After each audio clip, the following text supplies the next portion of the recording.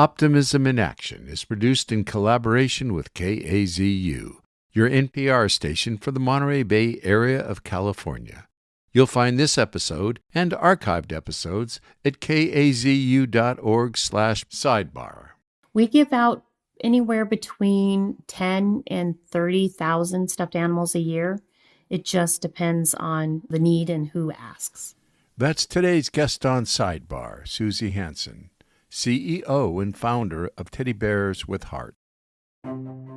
Sidebar is brought to you by Monterey College of Law, San Luis Obispo College of Law, Kern County College of Law, and Empire College of Law, located in Santa Rosa. Welcome to Sidebar, featuring conversations about optimism in action with lawyers and leaders inspiring change. And now your co-hosts, Jackie Gardina and Mitch Winnick. I am very pleased and excited for this episode of Sidebar, Optimism in Action, to have a guest who really embodies this entire idea of both optimism and action. Our guest today is Susie Hanson. She's the founder and CEO of Teddy Bears with Heart. And as her footnote says, she's from the den of good bears of the world. So I'm not sure about everyone else, but I smile just thinking about the idea of Teddy Bears with Heart. And I'm going to have Susie give us some history of how she started this nonprofit. So Susie, welcome to Optimism in Action. Thank you. It's a pleasure to be here. So Susie, I read on the web page for Teddy Bears with Heart that you really had was it a childhood memory of where you were the beneficiary of somebody providing you with a stuffed animal at a rough moment? You never really forgot how much impact that had? Is that the true story of how it really started? Teddy Bears with Heart started many years after that. But yes, I do remember. I actually have a teddy bear from my parents when I was 12 years old that they gave me, that now that I'm 58, going to be 59, I still have. That actually travels with me wherever I go. And I'm in sales, so I tend to travel quite a bit. But the actual Teddy Bears with Heart came about when back in 2008, I was getting a divorce. And I had 450 teddy bears of my own that I'd collected throughout my lifetime that were sitting in boxes. So let me pause for just a moment. Say that again. How many teddy bears did you have? About 450. That's impressive. Okay, go on. Well, I went through the teddy bear, the beanie bear craze and all that kind of stuff. So I had the beanie bears and the medium bears and the big bears and all that kind of stuff. Anyway, so they were in boxes and I really wasn't sure what I was going to do with them, because I was moving to a much smaller place. And I was talking to a friend of mine who was a fire captain. And he said, we'll take a couple of them. So I'm like, okay, great. Do you guys get things donated on a regular basis? And he said, no.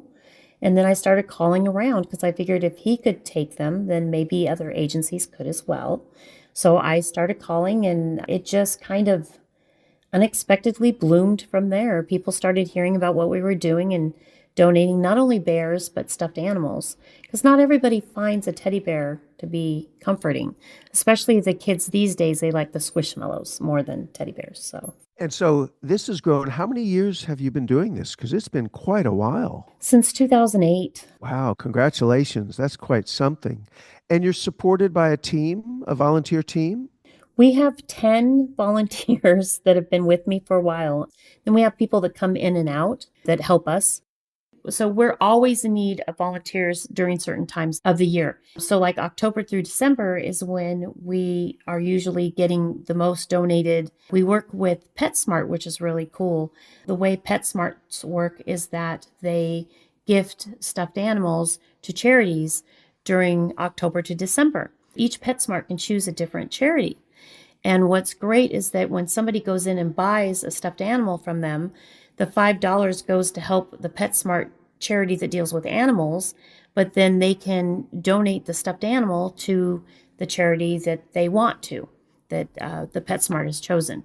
When PetSmart first started doing this, they were just doing it mostly just to sell some stuffed animals because the The stuffed animals were way too big to give to most dogs, but they're really super soft and they're really cute. So we raised our hand because we weren't getting enough stuffed animals donated. So we raised our hand to several different PetSmarts that contacted us, and we started getting in these wonderful stuffed animals. But all of them have to be checked. Do they have any rips? How are they put together? And then we tag each and every one. And then we put them in bags of 20 so that when we send them out to the different agencies, and we give to about 150 different agencies now. When we do that, we need the volunteers to help us with that. Those are ones that we're always running short of, is the other above 10 people that we need help from.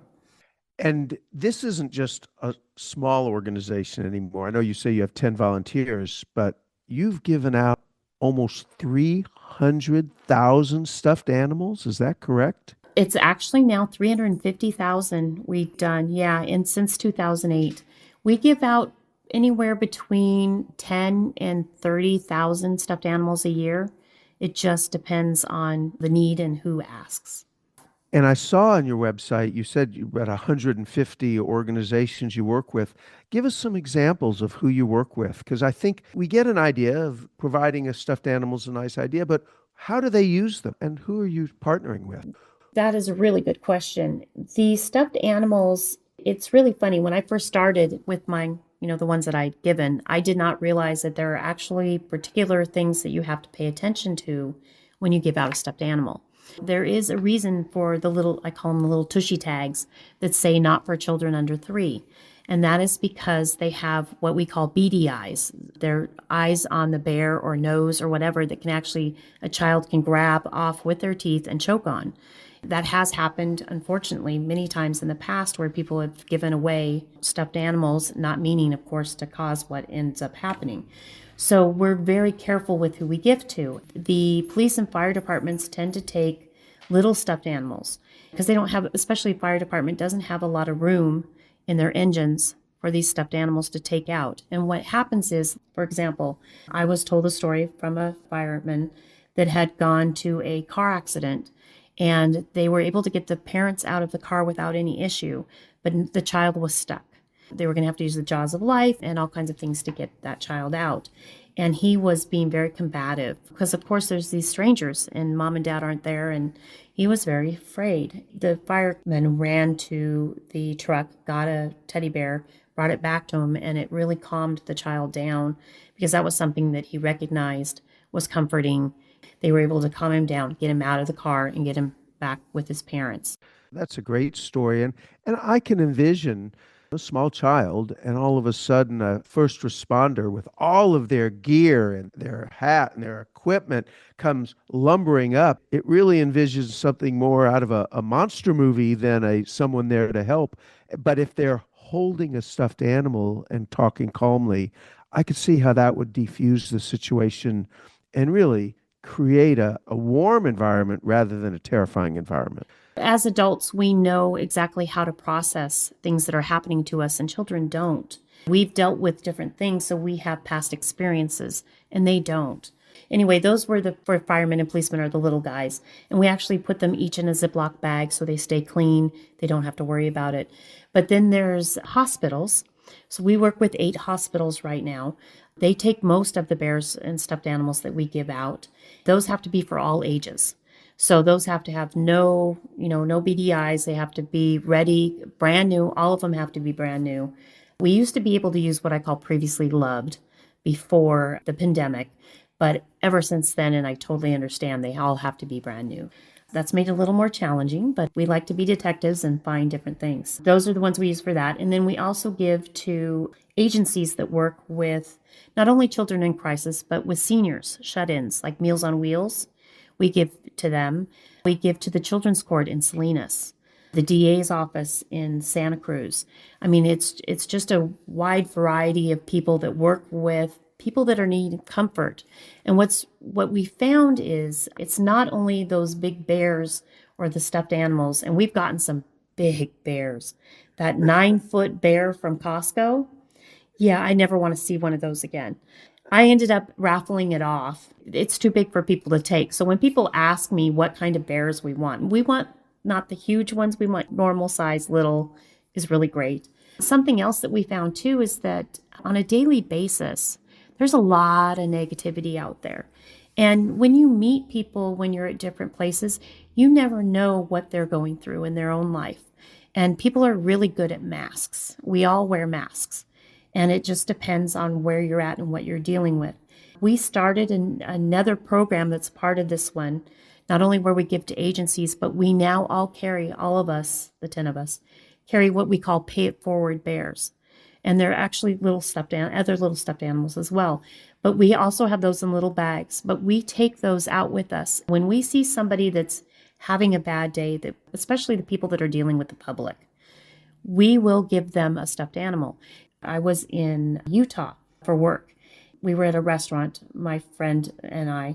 There was a lady that came out, and she was carrying this huge thing of drinks.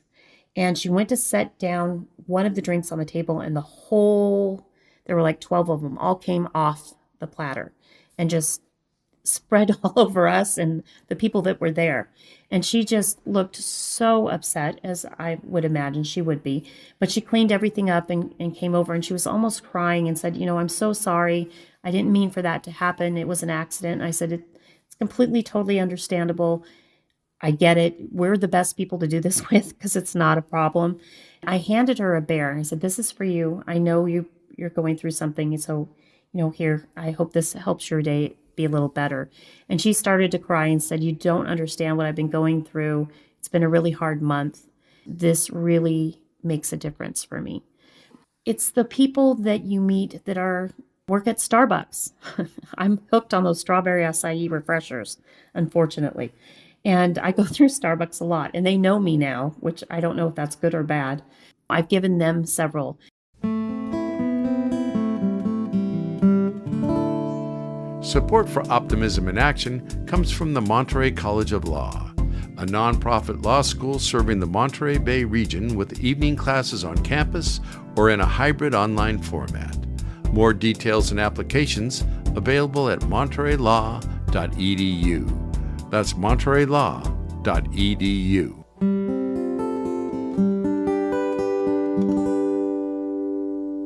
Where do you do the checking, cleaning, assembly, bagging of the bears? Managers of the Monterey Moose Lodge has donated space for us to be able to do our bag and tags in. Oh, that's very nice. They give you the space, and I think you've done fundraisers there as well. We do, and they also let us put a pod in the back so I can save the bears there instead of in my garage. So it's nice to have a place to put them. They have spoken with the managers at Starbucks, and because they have their meetings there, and they now contact us to do bag and tags for us. So we'll bring in all the stuffed animals, and they'll help us tag them so that we can get them out to the different people that we work with and agencies. And they are incredibly fast and have been very helpful. Well, I'm president this year of the Moose Lodge, so they really pulled me in with that one too. It sounds like a two-way street. They've helped you, and now you've stepped in to help them. Yes, and they have been phenomenal. The people that are members out there have also helped tremendously. That's wonderful. I noticed, I was looking back at a story that said that you collaborated with the Seaside Police Department and you broke the world's record of one day collecting teddy bears? We did. Unfortunately, because of the way they process it, we didn't get the award itself.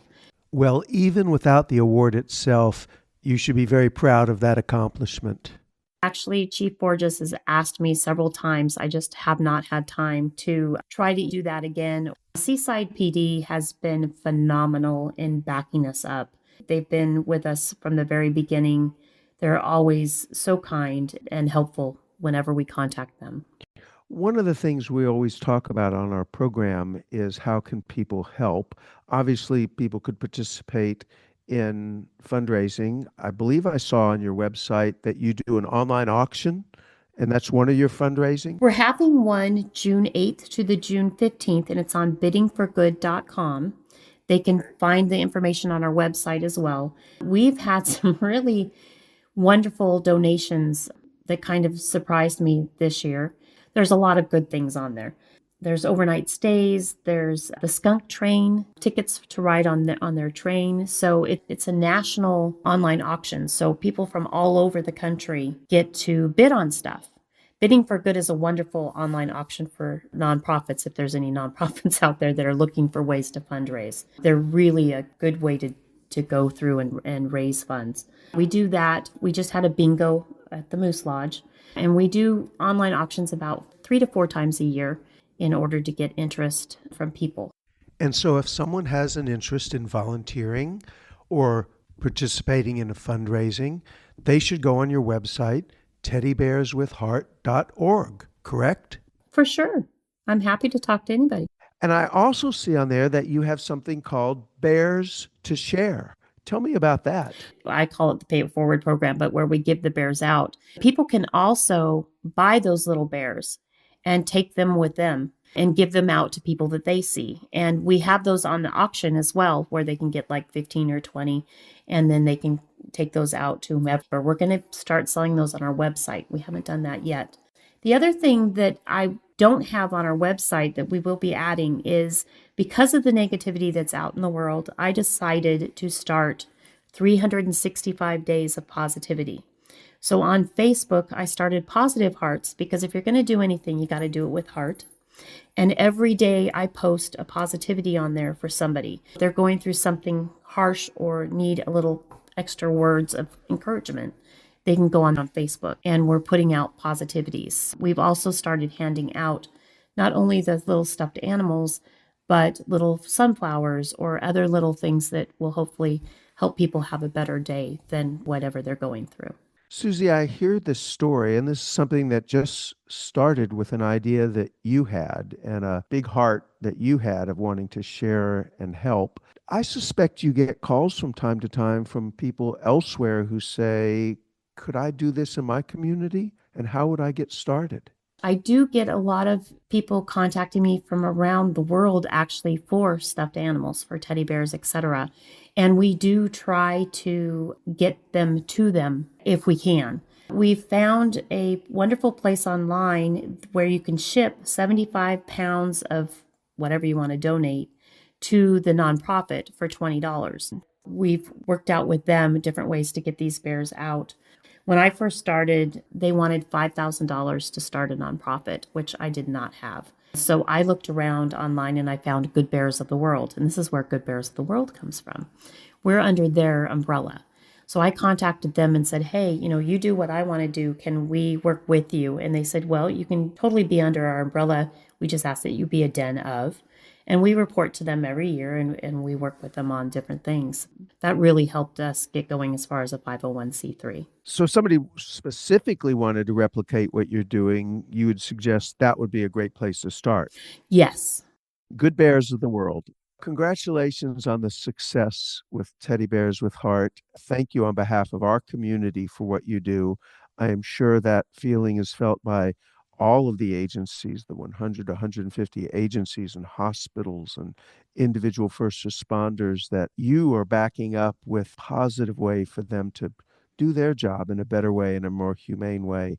Let me say, on behalf of Optimism in Action and on behalf of our community, thank you for coming up with this idea. Thank you for working on it since 2008. And it sounds like it continues to grow and expand in a way that you hoped it would.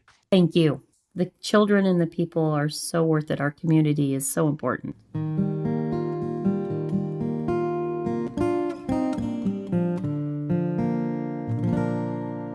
Once again, I want to thank everyone who joined us today on Sidebar. And as always, Mitch and I would love to know what's on your mind.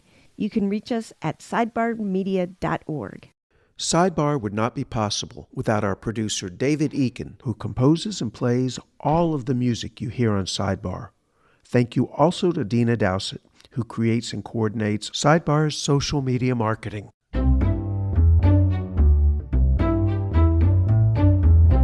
Optimism in Action is produced in collaboration with KAZU, your NPR station for the Monterey Bay area of California. You'll find this episode and archived episodes at kazu.org/sidebar.